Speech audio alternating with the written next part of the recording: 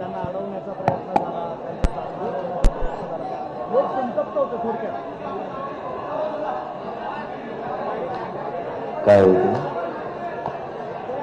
सुप्रिया सुळे आल्या होत्या. सुप्रिया सुळे त्याच्या बाहेर जात होत्या तेव्हा त्यांना अडवण्याचा प्रयत्न झाला. जोरजोरात घोषणाबाजी झाली त्यांच्या विरोधात, शरद पवार विरोधात. आंदोलक आक्रमक झाले होते फार. नाही, ते आंदोलक कोण होते ते पण बघावं लागेल. हो ना.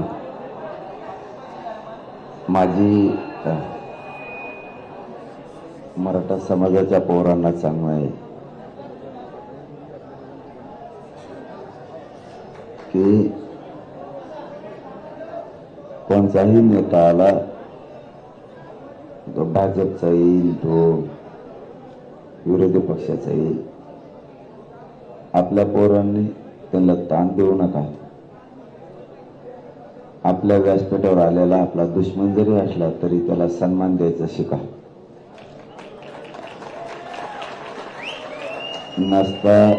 नसता मग नेते यायला भीतील, इकडे येणार नाही. मला आता पत्रकारांनी सांगितलं कोणीतरी मोगा गोंधळ घातला. नेते आल्यावर तुम्ही गोंधळ घालणार असले तर तुमच्याकडे कोणी येणार नाही. विरोधी पक्षाचा असो किंवा तो भाजपचा असो,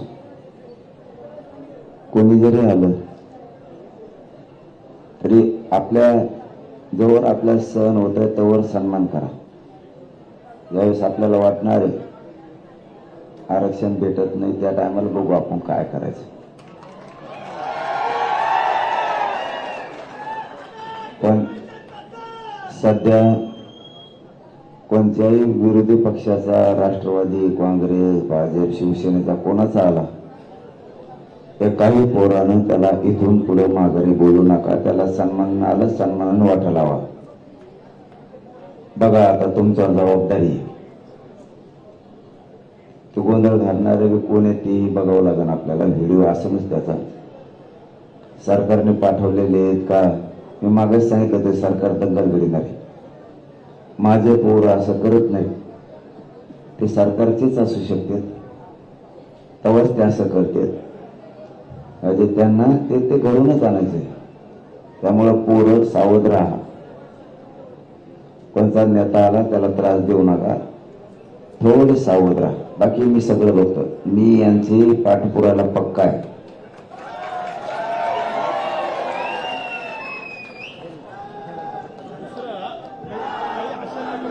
अजून पण की रस्ते अडवले जात आहेत, वाहनांना महागारी जायला लावत आहेत. काही ठिकाणी रस्ते अडवले जात आहेत, वाहनं महागारी फिरवायला लावली जात आहेत. अशा पण काही घटना समोर आल्या. कोण करत आहे? आंदोलक आंदोलक आंदोलक कोणाचे वाहनं महागारी लावते? सर्वसामान्य जी रहदारी करतायत, चालतात वगैरे त्यांची. हा, रस्ता थांबणे, घोषणाबाजी करणे किंवा वाहनं, अशा काही किरकोळ घटना. नाही, पोरांना सांगणं आहे की रस्त्यात फक्त गाड्या लावू नका, तुम्ही मैदानावर लावा. आणि मग तुम्हाला तुमची गाडी सुरक्षित असली तुम्हाला मुंबईत येता येईल. मग बार ते सांगायला लावू नका. आता बोलायला जास्तीचा त्रास होता, त्यामुळे सांगितलं तेवढं ध्यानात ठेवा. कायम सगळ्यांनी शांतता ठेवा. मरीन लाईन्सला समुद्रात उतरत आहे. मरीन लाईन्सला समुद्रात उतरत आहे. दुखतील कोणी आपल्याला धोका होईल. उतरले होते का? हो, व्हिडिओ आहे. समुद्रात उतरले. कशाला उतरले होते? मजा मौज म्हणते ना, समुद्रात फिरून या, जरा विमानतळ बघा. ते मोकार धावणे हो, समुद्रात जाऊ नका. तिकडं समुद्रात एक बी गेलं नाही पाहिजे तिकडं. आता एखाद्याला लागण काय होईल, अजिबात मला तिकडे गेलेला माणूस दिसला नाही पाहिजे. आता पाण्यात आजूबाजूने पाहिलं ठीक आहे, परंतु पाण्यात मला एक बी माणूस गेलेला नाही पाहिजे. तुम्ही तुमच्या घरी जा. तिथं आपल्याला जिंकायचं, एक माणूस महत्वाचा आहे. त्यामुळे ते पाणी चांगलं नाही शरीरासाठी, ते खारं पाणी, त्यामुळे त्यात उतरू नका. आरक्षण उपसमितीची आज 2 वेळा बैठक झाली. त्या बैठकीमध्ये एक पेच प्रसंग आलेला आहे की सरसकट कुणबी संबोधनात सुप्रीम कोर्टाचा नकार आहे. आता ते तुमच्याकडे कसं यायचं असा एक प्रश्न उपस्थित आहे. इथं अडकले आता हेच तिथे आहे. महाधिवक्ता म्हणजे ॲडव्होकेट जनरल ऑफ महाराष्ट्र त्यांनाही तिथे बोलवलं होतं. आता ते त्यावर काय तोडगा निघू शकतो याची चाचपणी करतायत. महाधिवक्ता कुठले राज्याचे काय राज्याचे बर नाही तोडगा सोपं आहे. सरसकट शब्द तुम्ही लावूच नका ना. जर सुप्रीम कोर्टाचं आणि केंद्राचं म्हणणं आहे असं तुमचं म्हणणं आहे, उपसमितीची 2 वेळा बैठक झाली. कायला बडबड करता रे? इकडं काय चाललंय काय नाही काय पिकार सारखे चालले ते तुमच्या अंगात. एवढं होऊ द्या ना दादा, एवढं होऊ द्या. जर तुमचं म्हणणं आहे हो हो होऊ द्या होऊ द्या. उपसमितीची 2 वेळेस आज बैठक झाली, मला तर माहित नाही. तर काय निर्णय आहे केंद्र सरकारचा का सुप्रीम कोर्ट हा तर सुप्रीम कोर्टाचा सरसकटला प्रॉब्लेम आहे असण्याचं कारण नाही, पण त्याला पर्याय दुसरा पण आहे. तुमच्याकडे 58 लाख नोंदीचा आधार आहे. त्याच आधारावरती मराठा आणि कुणबी एकी JR काढा म्हणतो आपण, त्याच्यावरच बैठक झाली ना आज. मराठा आणि कुणबी एकी याच्यावरच हा JR काढायला 58 लाख नोंदीचा आधार आहे. ज्या मराठ्यांच्या कुणबी नोंदी सापडलेल्या आणि ज्या मराठ्यांचं सापडलेलं नाही त्यांची पोटजात उपजात म्हणून आपण आरक्षण घ्या सरसकट शब्द वापरूच नका ना. त्या 58 लाख नोंदीच्या आधारावरती JR काढा, अध्यादेश काढा की मराठा कुणबी ही पोटजात उपजात आहे. तोच कायद्याचा 2012चा रूल सांगतो. 1967 पासून 2001, 2000 आणि त्याच्यानंतर 2012च्या कायद्यानं ओबीसी आरक्षण मजबूत केलं. म्हणजे तुम्ही व्हॅलिड होताय 2012च्या कायद्याने. तुम्हाला व्हॅलिड करायचं असेल, तुम्हाला ओबीसी आरक्षण द्यायचं असेल आणि तुमच्याकडे जर आधार असेल, महत्वाचे 4ही मुद्दे सांगितले कारण प्रश्न महत्वाचा होता म्हणून सांगितलं. व्हॅलिड करायला आणि तुम्हाला पोटजात उपजात म्हणून आत घ्यायला 2012च्या कायद्यानुसार 58 लाख नोंदीच्या शिंदे समितीच्या अहवालावरती मराठा आणि कुणबी पोटजात उपजात म्हणून आत घ्या. ज्याला घ्यायचं ते घेईन, ज्याला नाही घ्यायचं ते घेईन. सरसकट म्हणायची गरज नाही. दुसरा जो तुमचा आग्रह आहे की हैदराबाद आणि औंध त्या संदर्भात सातारा त्या गॅजेटच्या संदर्भात दुपारी काहीतरी चर्चा झाली होती. ती काही चर्चा झाली, तुम्ही काही पुन्हा सगळे डॉक्युमेंट अगोदर दिले होते पण अजून काही देतायत का सरकारला? आणि सुप्रीम समितीचा एक विषय एवढं सांगते. हे बघा, आम्ही तुमच्या म्हणण्यानुसार आम्ही अभ्यासकांशी फक्त चर्चा केली. आम्ही कसलेही डॉक्युमेंट सरकारला देणार नाहीयेत. त्याचं कारण असं, सरकारनं 13 महिन्यापूर्वी डॉक्युमेंट घेतले. आता देऊन उपयोग नाही. आता डॉक्युमेंट देऊन काय करायचं? सरकारनं 13 महिन्यापूर्वी हैदराबाद संस्थानकडून तिथल्या मुख्य सचिव आंध्राच्या आणि आपल्या मुख्य सचिवांनी दोघांनी मिळून त्या कॉप्या अटेस्टेड केल्या. नुसत्या कॉप्या उचलून जर आणल्या असत्या इथल्या मागासवर्ग आयोगाला, राज्याच्या केंद्राच्या मागासवर्ग आयोगाला, कॅबिनेटला आणि इथल्या समितीला आणि 2012च्या कायद्याला म्हणजे या 5 विषयाला ही पंचसूत्रीय याला त्या मान्य झाल्या नसत्या. म्हणून इथली समिती आणि इथल्या मुख्य सचिवांना ते तिकडच्या मुख्य सचिवाकडून ॲटेस्टेड करून आणणं आवश्यक होतं, ते आणलेलं आहे. आता आमची चर्चा फक्त एवढ्यासाठी झाली, डॉक्युमेंट द्यायचे म्हणून नाही, पुन्हा हे द्यायचे मग ते पहिले, त्याच्यासाठी फक्त चर्चा झाली काय केलं पाहिजे. सातारा संस्थांचं गॅजेटियर आणि हैदराबादचं गॅजेटियर याच्यासाठी मी 1 मिनिटाचा वेळ द्यायला तयार नाही असं त्यांना सांगितलेलं आहे. म्हणून त्यांनी त्याच्यावर धावाधावी चालली गेली. कारण सातारा संस्थांचं गॅजेटियर असं आहे एकदम सोपा विषय, पश्चिम महाराष्ट्र पुरा बसतो आणि हैदराबाद गॅजेटियर त्यात मराठवाडा हैदराबादचं गॅझेटेड सांगतं मराठवाड्यातला मराठा हा कुणबी आहे. म्हणून त्यांना काही देण्याची गरज नाहीये. त्यांनी शिंदे समितीनं सरकारला आवाज देणं गरजेचं आहे. सरकारनं स्वीकारून किंवा स्वीकारायच्या आधी त्यांनी राज्य मागासवर्ग आयोगाकडून तो घेणं गरजेचं आहे. 2 ते 3 प्रक्रिया आहेत. पहिली प्रक्रिया शिंदे समितीनं 13 महिने त्याचा अभ्यास केला. इथं मी त्यांना मीडियात विचारून घेतात, ते हो बोलले. आता त्यांना बदलता येणार नाही. ते अहवाल आता सरकारला देणं गरजेचं आहे. सरकारने कॅबिनेटनं तो स्वीकारून तो मागासवर्ग आयोगाकडे द्यायचा का आधी त्यांनी स्वीकारायचा का आधी मागासवर्ग आयोगाकडे द्यायचा हे त्यांचं ते ठरवते. मग ते मागासवर्ग आयोगाकडे सुद्धा जाणं खूप गरजेचं आहे. 2012चाच कायद्याचा रूल आहे, त्या रूल प्रमाणे ते करायला लागतं. नसता तुम्हाला आधी घ्या नंतर घ्या, तुम्ही तो घ्या आणि ते टिकवायची पण जबाबदारी तुमचीच आणि अंमलबजावणी करायची जबाबदारी तुमची. पण माझं मत आहे टिकवाय फेकवायचा हा विषय काढायची गरज नाही. 150 वर्षापूर्वीच्या नोंदी आहेत, त्या कोणाच्या बापाला काही होत नाही तिथं. त्यामुळे उगाच फाट्या फोडण्यात मजा आली. पण अडचणी अशी एक सांगितलं जाते की शिंदे समिती आहे, तो काही आयोग नाही आहे. सुप्रे समिती आयोग जो राज्य मागासवर्ग आयोग आहे त्यांनी हे सगळं केलं पाहिजे, तेव्हा कुठंही येऊ शकतं. पण त्याचा कुणी केलं पाहिजे? मागासवर्ग आयोग मागासवर्ग आयोग आणि सुप्रे समिती, मागासवर्ग आयोगाची सुप्रे समिती आहे ना, तिनं केलं पाहिजे. ही फक्त समिती आहे, शिंदे आयोग नाहीये असं म्हणणं आहे. कुणाचं म्हणणं आहे? म्हणजे एकूण अभ्यासक सगळ्यांचं कोण अभ्यासक? सगळे ओव्हरऑल चर्चा सगळे नाही, मला नाव सांगा त्याचं. ओव्हरऑल सगळं ते अभ्यासक बेकार जाऊन असू शकते.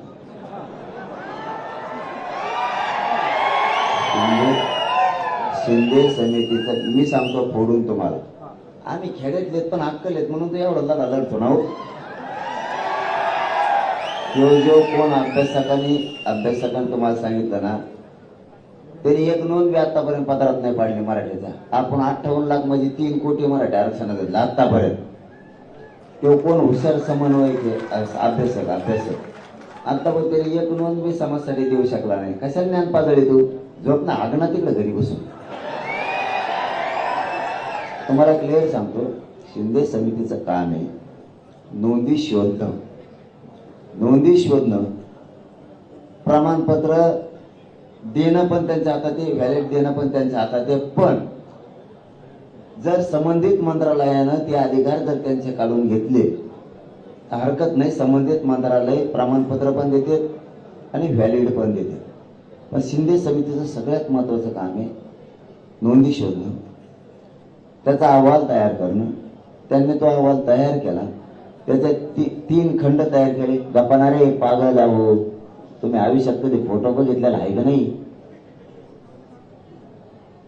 त्यांनी त्याचे 3 खंड बनवले, सरकारला दिले.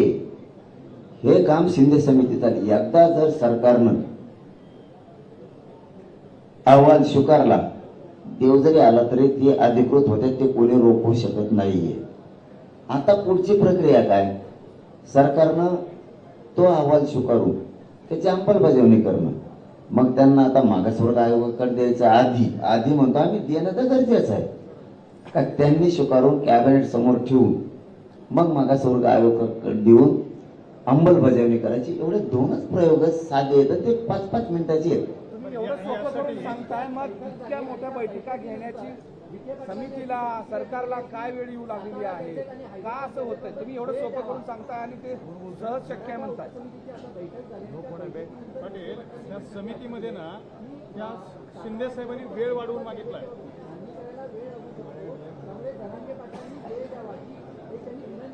संदीप शिंदेनी यांच्याकडे विखे पाटलांकडे वेळ मागितलाय, असं विखे पाटलांनी. कशासाठी वेळ पाहिजे? शिंदे समितीला ही सगळी प्रक्रिया करून अहवाल द्यायला. कशाची झाली? नोंदणीची. 13 महिने काय केलं मग? भजे तळीले काय? असं नसतं, वेळ काढूपणा आहे.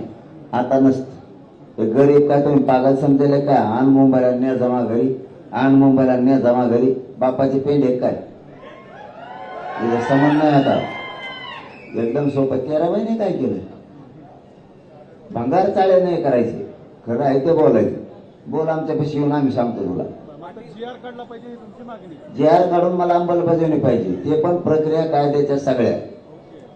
हो, तुम्हाला त्या सगळ्या प्रक्रिया पार कराव्या लागणार आहेत. मागासवर्ग आयोगाकडे, शिंदे समितीकडे सरकारला अहवाल स्वीकारावा लागेल. वेळ पडली कॅबिनेटच्या हातात जर हे विषय नसेल, यांना विशेष अधिवेशन बोलावं लागणार आहे तेवढ्यासाठी, कारण प्रक्रिया लहान नाहीये आणि हे घडून आणावं लागणार.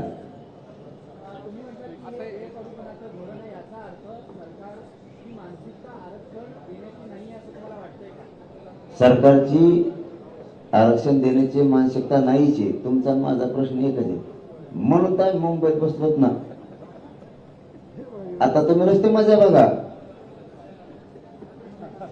पोरं कसे नीट करते त्यांना.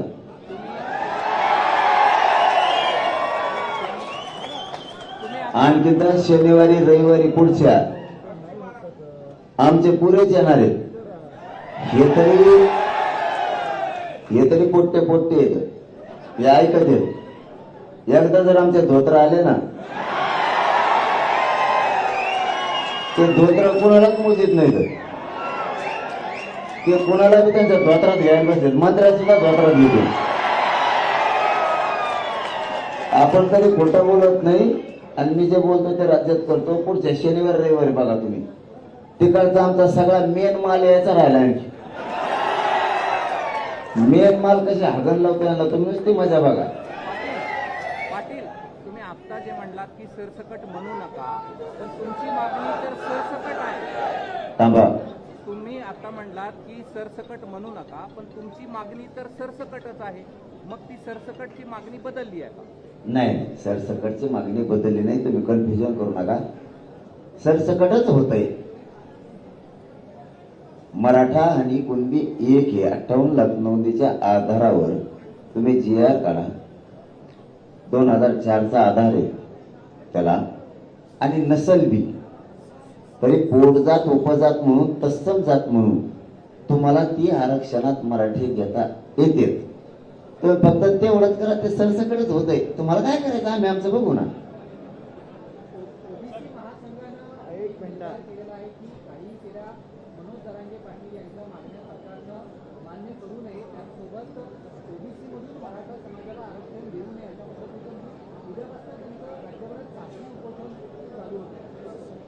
हा बघ, त्यांचं कामच असतं देऊ नका म्हणणं. कायदा त्यांच्या म्हणण्याने चालत नसतो. सरकारला मराठ्याची पण तेवढीच गरज आहे. एकदा जर महायुतीपासून जर मराठा बाजू सरकारला ना, त्यांचा ग्रामपंचायत सदस्य सुद्धा येणार नाही. मी खोटं नाही बोलत तुम्हाला, आडमोठा बोलत नाही तुम्हाला, खोटं बोलत नाही किंवा त्यांना घाबरीत नाही किंवा सरकारला धमकी देत नाही. एकदा जर आता ह्या मुंबईच्या मोर्चात जर सरकारने काही दिलं नाही, त्यांचं जर ऐकलं, ओबीसीचं कोणाचं म्हणता तुम्ही ते 2-3 नेत्याचं, तर मराठीत जर लाट पसरली नाराजीची, खोटं बोलत नाही तुम्हाला, प्रत्येक वार्डात 40-50 कवाना मराठीचं मतदान आहे. ग्रामपंचायत सदस्य पाडायला तेवढं लय झालं, नगरसेवक पाडायला 200-400 मतदान लय झालं. एका मतदारसंघात लाख मतदान आहे आमचं. आमदार पाडायला 20,000 मतदान जरी विरोधात गेलं तरी तिची कोपाट लागेल. त्याच्यामुळं आता जर मराठी सुद्धा सरकारला तेवढीच गरज आहे, आणि त्यांनी जर याचं हे केलं, काही राहणार नाही, त्यांचं काहीच राहणार. म्हणजे पुन्हा भुजबळ कामाला लागले. भुजबळांनी सगळ्या ओबीसी संघटनांची मुंबईत बैठक बोलवलेली आहे. आरक्षणाच्या हालचाली सुरू आहेत म्हणून. नाही, त्याला नाही मोजेत व्हावे, त्याला मोजेत नाही, त्याला कामच काय दुसरं. संघटना गोळा करीन, आमकं गोळा करीन, त्यांना पैसे देईन, दुसरं काय करता येतं त्याला. त्याला काही आम्हाला ओबीसी आरक्षणात जाण्यापासून कोणीच रोखू शकत नाही, कोणीच. ओबीसी आरक्षणात आम्ही जाणार. तुमचं आंदोलन जसं ऍक्टिव्ह झालं तसं भुजबळी ऍक्टिव्ह व्हायला लागलेलं आहे. अरे ते पहिलेच कामातून गेले, त्याचं 50 बऱ्या काय नाव घेता भंगार धावण्याचं. गेल्या 3 दिवसांपासून पत्रकार तुमच्या आंदोलनाचं वार्तांकन करतात, मात्र त्यांच्यावरच हल्ले व्हायला लागले, दगड मारली जातात. महिला पत्रकारांना नाही, मी सांगितलं बाबा, एवढं मनावर नका घेऊ. खेड्यातले पोर आहेत, पत्रकार बांधवांनी एवढं मनात नका घेऊ. ते खडे मारले काही, त्यांना थोडी आता म्हणूनही मीडियासमोर वेगळी सवय आहे. ते कुठे गेले तर त्यांना थोडासा सवय आहे थोडीशी. थोडं तुमचे लेकर आहेत ते खेड्यापाड्यातले आलेले आहेत, थोडं पत्रकार बांधवाने पण समजून घ्या. आणि पोरं तुम्हाला सांगतो उगत त्याला खडे नका आणले जाऊ रे, पागलसारखं वागू नका. पुऱ्या राज्याला आपल्या गोरगरिबाची मागणी, आपल्या वेदना ते दाखवते. थोडं समजून घेत जा. मुंबईभर, पुऱ्या मुंबईत पत्रकारांना थोडा सुद्धा त्रास देऊ नका, थोडा सुद्धा देऊ नका. पत्रकार मुंबईत कुठे असो, चांगली असो वाईट असो, जशी काय असेल ते असो, पण काही म्हणू नका. आणि पत्रकार बांधवांना सांगणे, खेड्यापाड्यातले लेकर आहे ते, बाबा तुमचे लेकर म्हणून थोडाफार सहन करत जाऊन द्या. आज तिसरा दिवस आहे, उद्या चौथा दिवस असेल. हे दिवस वाढत चाललेले आहेत आणि तुमची तब्येत आता हळूहळू ढासळत चाललेली आहे. मागचे उपोषण पाहता लक्षात येतं की उद्यापासून तुम्ही इथून उठाल की नाही आम्हाला वाटत नाही, कारण 4-5-6 दिवसापासून तुम्ही उपाशी आहात. तर मग हे आंदोलन पुढं कसं जाणार असा एक प्रश्न आहे. सरकार एका बाजूला बैठका घेत आहे आणि ते म्हणतात की अडचणी आहेत, तेच आहे, आणि तुम्ही म्हणताय सर कसं होणार आउटपुट? हे बघा, मी तर मरुस्थळीत उठणार नाही. आपली एक तर विजय इथून जाणार नाही, तर मग अंतयात्रा गावाकडे जाणार. आपण हटत नाही, मी हटत नाही. मी एकदा बोललो ना, मी ते करतो, माझा स्वभाव आहे. मी जीवन जगण्यात महत्व नाही देत. मी आयुष्य आरामाला महत्व देणारा माणूस नाहीये. आयुष्य आरामाला कुणी महत्व दे, मी समाजाच्या आयुष्य आरामाला महत्व देतो. नसता इतका जीव जाळू घेतला नसता. बघा, आता 2 डॉक्टर आले, त्याला नाही रक्त निघलं माझ्या अंगात, विचारा त्याला, रक्तच नाही निघलं. त्याने मस्त टोचल्या, ते काय करू चेपट होतं ते, मग चेपट कोचून बघितलं काय कर, त्याला काहीच नाही आलं. मी स्वतःच्या शरीराचे कधी विचार नाही करत. समाज मला किती सुखी करतायत, आनंदी करतायत, यासाठी मला काय योगदान त्यांच्यासाठी देता येईल. मी सांगितलं त्या दिवशी, मला जर देवेंद्र फडणवीस म्हणला तुला लयच समाजाची माया आहे, तुला आरक्षण देतो, पण तो अंगाचं पूर्ण कातडं काढून दे, एका क्षणात काढून दे. मी मरणारा नाही वेळ. एका गरिबाच्या घरातून मी आलोय. मला समाजाच्या लेकराचे किती हालत माहिती. तुम्हाला पद कधी येते, पैसा कधी येईल. एकदा जर लेकी बाळीचं वाटलं झालं, पोराचं वाटलं झालं, पुन्हा नाही येणार. आज मला सांगायचं नाही तरी सांगतो, विरोधी पक्ष नेता मोगा बसला होता, मला ते माहित नव्हता. त्यांनी सांगितलं, ते म्हणले 3दा माझी पोरगी हुकली आणि कोणते प्रमाणपत्र नाही गेली तर मोठ्या कॉलेजला माझी पोरगी लागली. विरोधी पक्ष नेता याच व्यासपीठावर म्हणला, मला माहित पण नव्हतं. गरीब श्रीमंतांसाठी किती आरक्षण महत्वाचं आहे आता हे लोकांना कळायला लागलंय. म्हणून माझं म्हणणं आहे, मी मरायला भेट नाही. सरकार बैठका घेतोय, वेळ काढूपणा करताय. मी खुला चॅलेंज दिले आहे, तुम्ही देवेंद्र फडणवीसने मला इथं गोळ्या घातल्या तरी मी मरायला तयार आहे. त्यांनी मला जेलला उचलून दिलं तर माझं जेलला मरण उपोषण सुरू राहणार. आणि इथं जरी बसलं तर एक तर विजय घेऊन जाणार आहे आता, नाही तर मग यात्रा जाईल. मी कुठं म्हणतो आरक्षण द्या, मी याच्यापेक्षा काय करू शकतो. माझ्या समाजासाठी मी इतकं झटतोय, इतका मी उपाशी तापाशी राहतो, इतकं रक्त चालतो. पोरा बाळा लेकरा बाळा मोठे व्हावेत म्हणून मी झटतो. मी माझं पूर्ण शक्तीपणा लावू शकतो ना. सरकार देणार का नाही त्याचा प्रश्न. पण तुम्हाला एक सांगतो, सांगायचं नव्हतं पण सांगतो, जर असंच होत राहिलं आणि जर मुंबईत पोराला कुठं काठीनं फिटीनं मारलं, काठीनं फिटीनं जर मारलं, तर जवाहर पासून मुरबाड शहापूर पर्यंत, शहापूर पासून कल्याण पर्यंत, कल्याण पासून पनवेल घनसोली पर्यंत, तिथून पलीकडचा जो परगणा आहे सगळा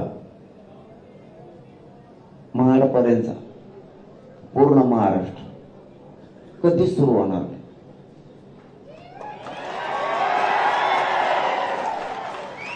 कधी सुरू होणार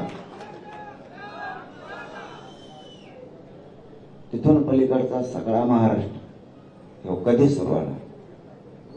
तुमच्या रेल्वे यायच्या असल्या तरी आमच्याकडूनच यायच्या, तुमच्या गाड्या यायच्या असल्या तरी आमच्याकडूनच यायच्या, आमच्या हद्दीतले बोगदे सुद्धा तुमच्या चालणार नाहीये. शेवटी समाजाचा किती अंत बघायचा याला सुद्धा सीमा असते.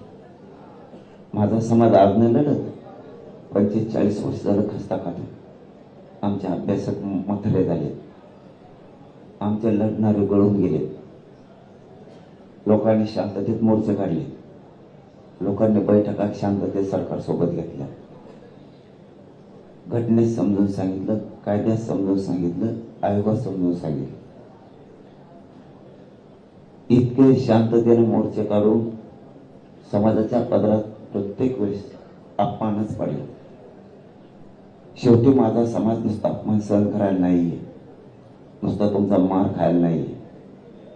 आम्ही सुद्धा क्षेत्रीय मराठी, संयमाला काही परिसीमा असते.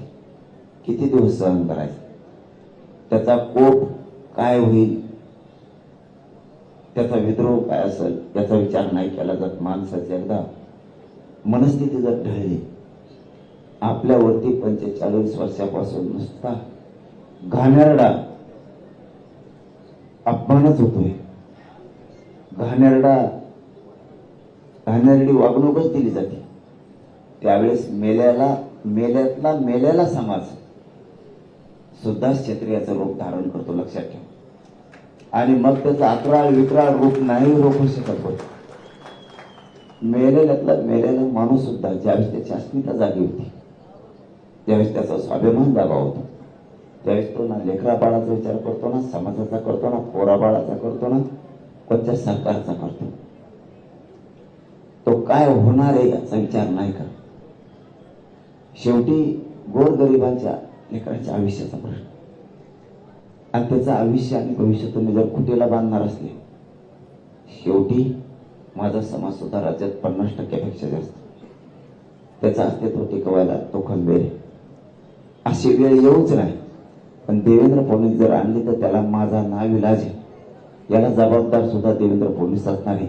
आणि याच देवेंद्र फडणवीसमुळं मोदी साहेबाला आणि अमित शहाला सुद्धा डाग लागणार.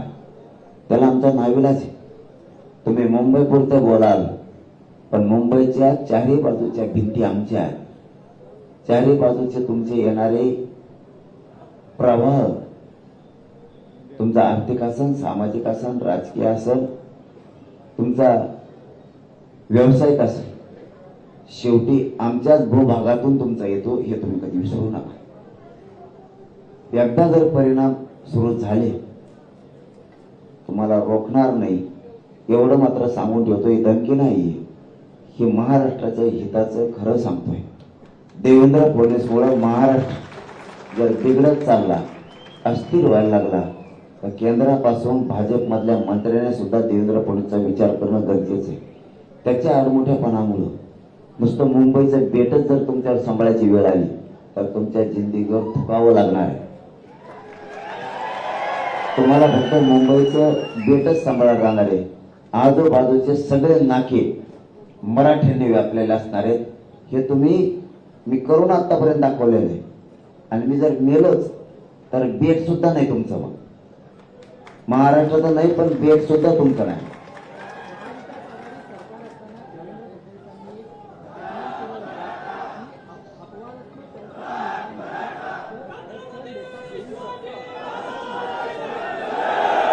कोण म्हणलं असं?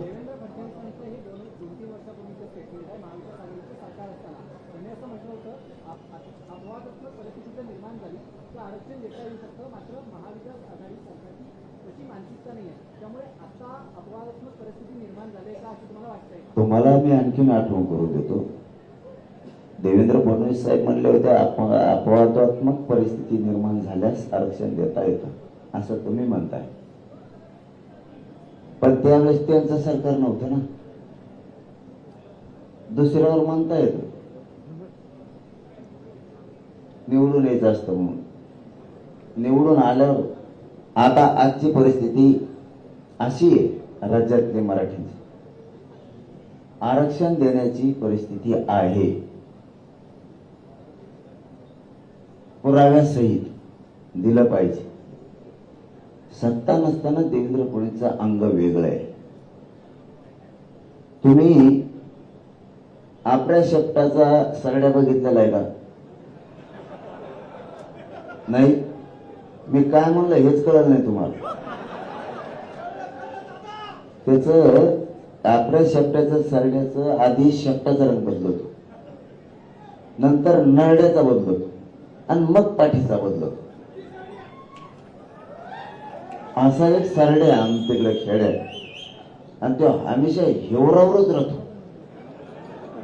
आणि हिवराला मंथरेनं शाप दिलेला ते बी नाही कळायला वाटतं तुम्हाला. जाऊ द्या. परिस्थितीनं सत्ता यायच्या अगोदर त्यांनी सांगितलं होतं पहिल्या कॅबिनेटला मी धनगराला आरक्षण दिलं का? असा माणूस आहे. मराठ्याला देता येतं म्हणला, त्याचं सरकार नव्हतं तोवर. त्यांनी सांगितलं होतं शेतकऱ्याची पुरी कर्जमाफी होती, नाही केली.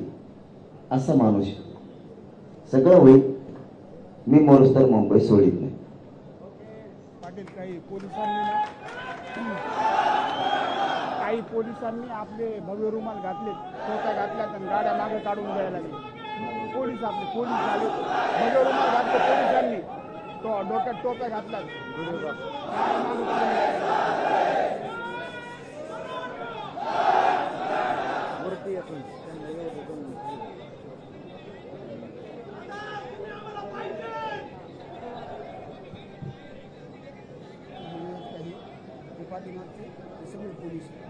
काय म्हणतो पुढे चालू आहे.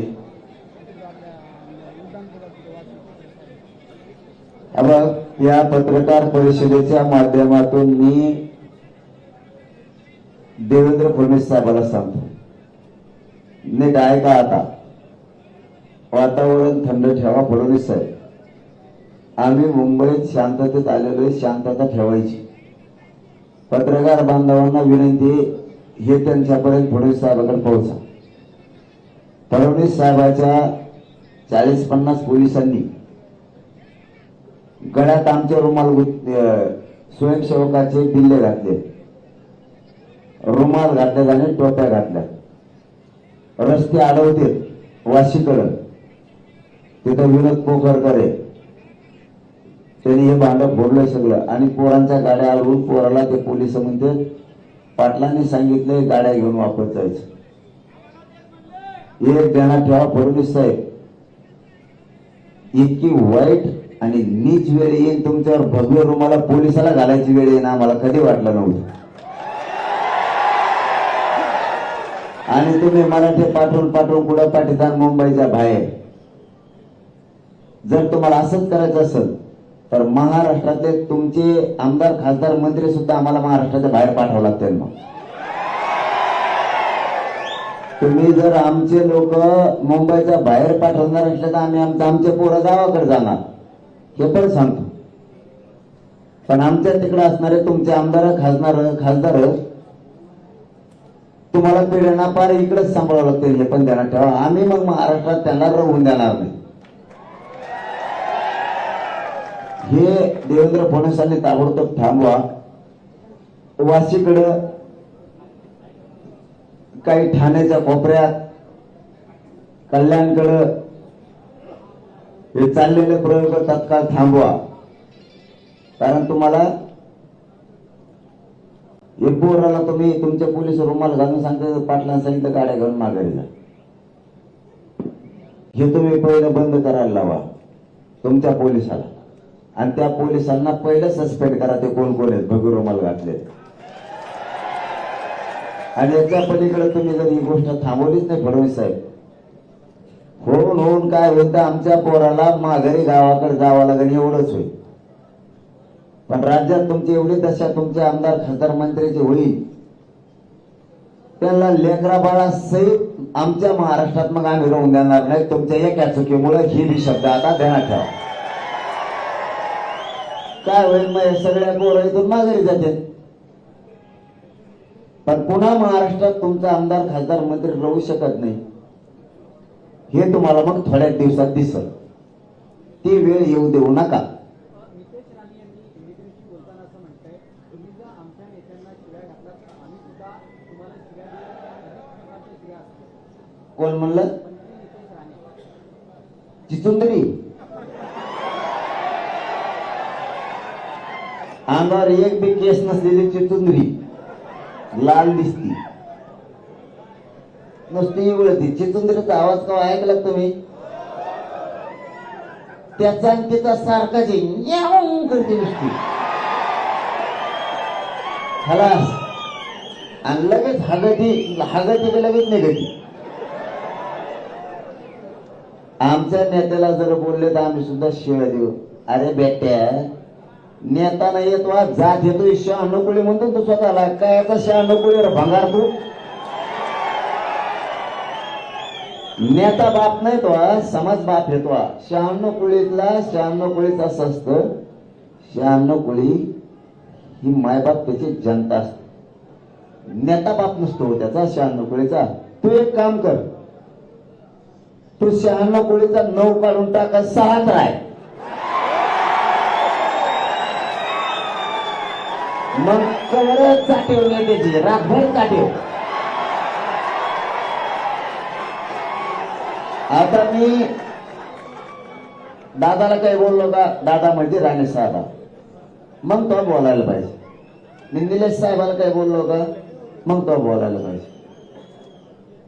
तो नेट जाणतो काय संबंध बघ. तू काय या काय बेटातला जन्मालेला आहे का? वेगळ्या बेटात पैदा झाला का तू? दादाचं असं रक्त आहे ना ते मराठ्याला सोडून असं कसं काय वागायला लागलं या काय? माझं एवढंच सांगणं आहे पुन्हा एकदा, आता शेवटचं. दादाला म्हणजे मोठ्या राणे साहेबाला, दादा आणि निलेश साहेब, मी तुम्हाला आता 3दा सांगितलं आतापर्यंत, त्याला समजून सांगा. आता मी हे उपोषण आहे, तुम्ही जर त्याला समजून नाही सांगितलं, ते नीट जर नाही राहील, त्याला असा लाल करतो ना एका दिवशी. त्याला वाटत असं ना आम्हाला भेटत ना आमच्याकडे गुंडाच्या टोळ्या, आता मी कोली तो टोळ्या.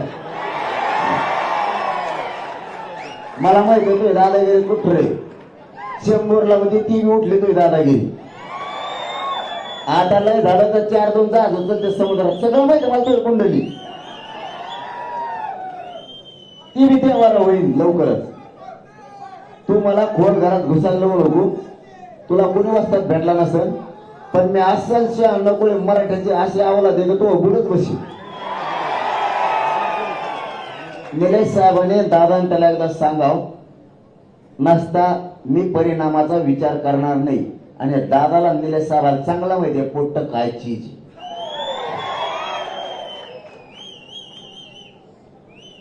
आता बाद झालं, गळून गेलं. कव्हर मोबाईलला घेतो. ठाण्यामध्ये आपल्याला स्टिकर काढायला लावले होते. स्टिकर ठाण्यामध्ये संभाजीनगरवरनं आलो आम्ही ठाण्यामध्ये. कोणतं स्टिकर काढायला लागलं दाखव मला. आणि स्टिकर काढायला लावले पाटील ते, नावं लिहून घेतले. हा हे 500 बोलायचे. नाव लिहून घेतलं का पोलिसाचं? आमचे नाव लिहून घेतले. नाव लिहून घेतलं का? पोलिसाचं काय होतं त्याच्या बिल्ल्यावर लिहिलं? हा बिल्ल्यावर आहे ना सर. तुम्ही लिहून घेतलं का?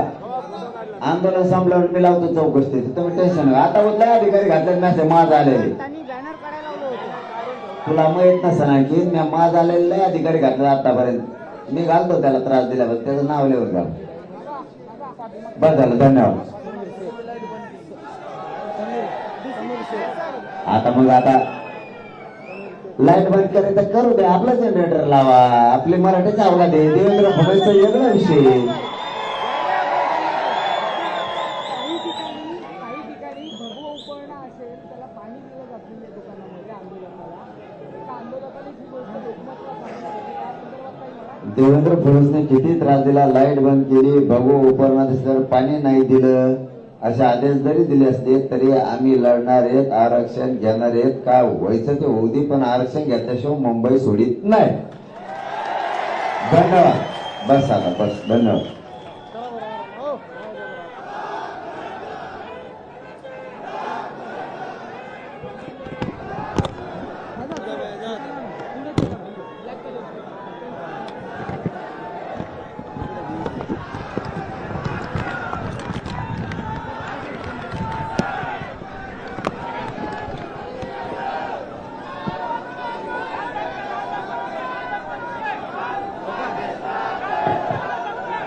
पोराय हो, फक्त एक काम करा, सगळेजण शांत राहा.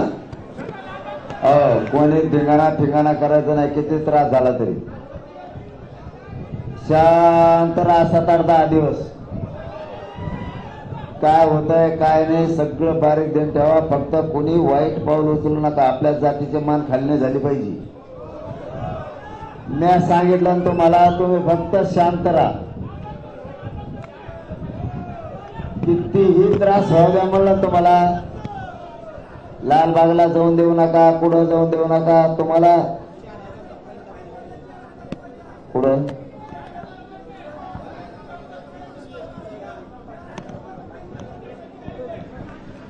मागे घ्यायला लावतो. देवेंद्र फडणवीसने मुद्दाम सांगितलेलं अधिकाऱ्याला ते गाड्याला 4-4 हजार फाईन लावा. 1 रुपया भरायचा नाही. 1 रुपया भरायचा नाही. बघून घेऊ काय होईल. फक्त तुम्ही शांत राहा, एवढं सांभाळा. पुढे तुम्हाला काय त्रास झाला तरी सहन करा, शांत राहा.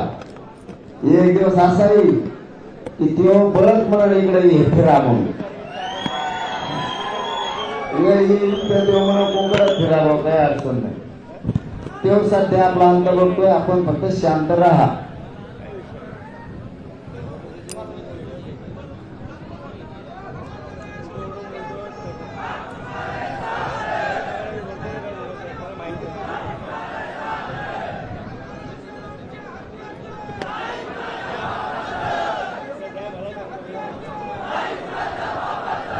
आता त्यांनी अटकशेतूला पोलिसांनी गाड्या अडवल्या जेवणाच्या. आता तुम्ही मला सांगत बसले उपोषण करू का ते करू, मी काय करू. आता ते देवेंद्र फडणवीसला उपाशी लोक मारायचं ठरवलं त्यांनी.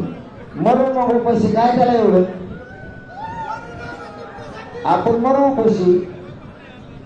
जे मरण, समजा मी मेलो, कोणा जाळा मला, त्याला जर लोकच उपाशी मारायचे तर मेघाला माणूस आता त्याच्या दारातच जावं लागणार. आता मीच मरणार आहे पहिला. गोळ्या घालून म्हणा, उपोषण करून म्हणा, त्याच्या दारात जाळा. त्याला काय, त्याला करू लोकांच्या आमच्या आणलेल्या भाकरी त्याला इथल्या लोकांना खाऊ द्यायना. ती मुंबईतले लोक आम्हाला देतात, त्यांचं खाऊ द्या ना. त्यांच्यावर दबाव तुम्ही फोन करू, तुम्ही तिकडे जेवण नेऊन देऊ नका. म्हणून तुम्हाला सांगतोय, भेटायला आलेल्या नेत्याच्या गाड्या आडू नका, मूर्खपणा करू नका. त्या हरामखोराचं ऐकून महायुतीचे लोक, महाविकास आघाडीचे लोक आपल्याला भेटायला यायचे तर तुम्ही आलेल्यामुळे येणार नाही.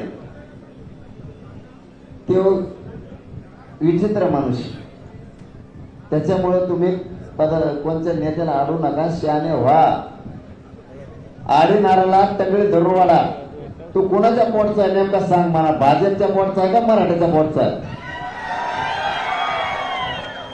तुम्हाला काय रोग आले का गाडी आडीनाकडे जायला, कशामुळे आडीतो म्हणून.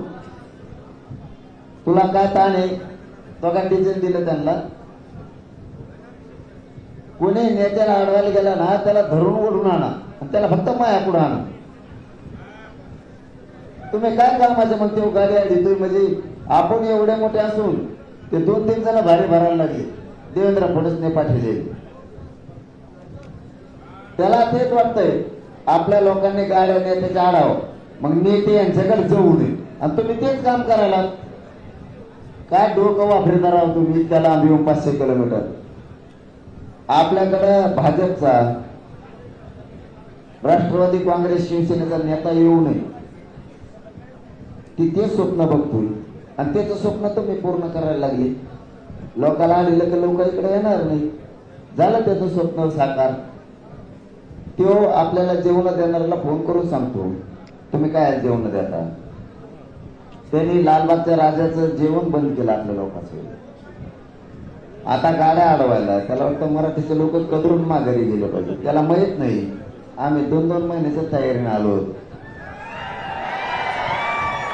आणखी पुढच्या शनिवार रविवारी आमच्या सामानाचा ट्रक येणार आहे. देवेंद्र फडणवीस जेवढा त्रास देईल तेवढं 8-10 दिवसांनी आंदोलन हे मोठं होणार.